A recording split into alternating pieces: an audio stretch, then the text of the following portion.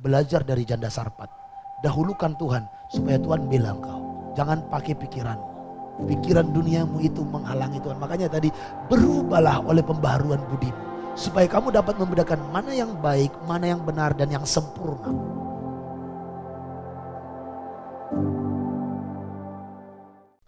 Orang yang dewasa itu tidak lagi lamban untuk mendengar. Dalam Ibrani 5 ayat 11 tadi kita sudah baca tentang hal itu. Banyak hal yang harus kami katakan tetapi sukar untuk dijelaskan karena kamu telah lamban dalam hal mendengar.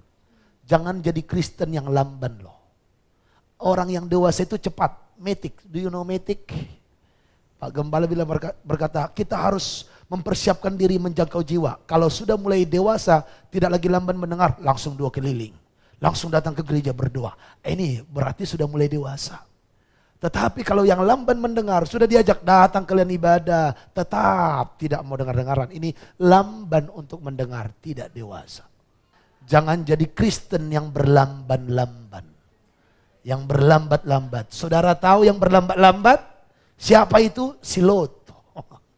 Lot itu berlambat-lambat kan? Apa jadinya yang didapatkan si Lot? Gak ada. Sempat kaya si Lot di Sodom dan Gomora, habis dibakar api. Saudara tahu jadinya apa dengan Lot karena berlambat-lambat? Istrinya jadi tiang garam.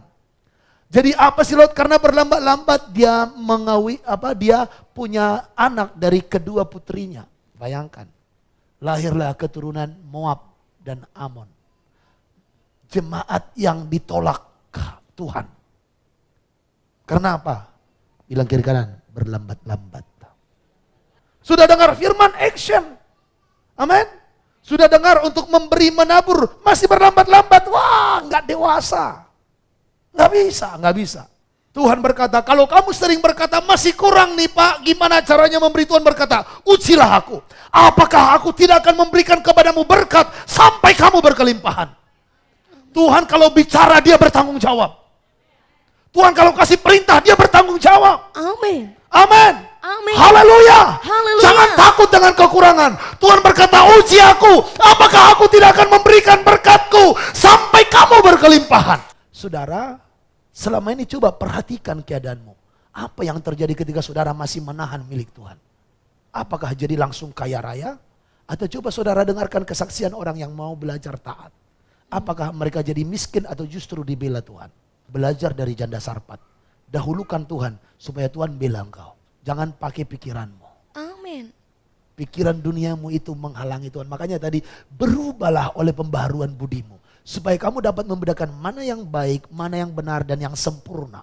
Yang paling terakhir, ciri orang yang dewasa lebih suka menderita karena kebenaran daripada untuk sementara menikmati kesenangan yang dari dosa. Perhatikan saudaraku, Musa setelah dewasa menolak disebut sebagai putri Firaun ayat 25 karena ia lebih suka menderita sengsara dengan umat Allah daripada untuk sementara menikmati kesenangan dari dosa.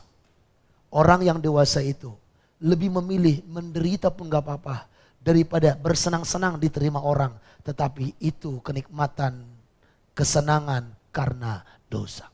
Saudara sudah mau meninggalkan kenikmatan dosa? Dan karena meninggalkan kenikmatan dosa Anda menderita sementara? Saudara kalau mau berarti saudara dewasa. Saudara mau meninggalkan teman-teman yang tukang gosip.